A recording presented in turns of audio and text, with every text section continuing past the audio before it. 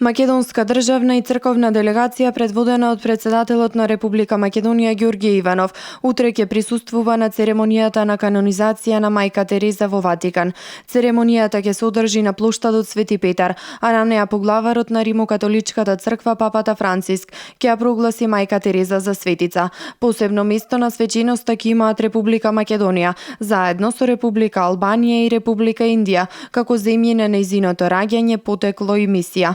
Македонскиот претседател утре вечер ќе присуствува и на свеченото отворање на изложбата на фотографии и текстови, поврзани со животот и делото на мајка Тереза во црквата Свети Станислав.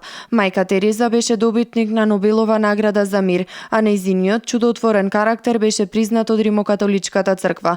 Церемонијата на беатификација на мајка Тереза, која беше чекор кон нејзиното прогласување за светица, беше одржана на плоштадот Свети Петар во 2003 година, на која присуствуваа над 3000 верници. Со свечената служба раководеше тогашниот поглавар на Римокатоличката црква, папата Јован Павле II, а на церемонијата присуствуваше и македонска делегација предводена од претседателот Борис Трајковски.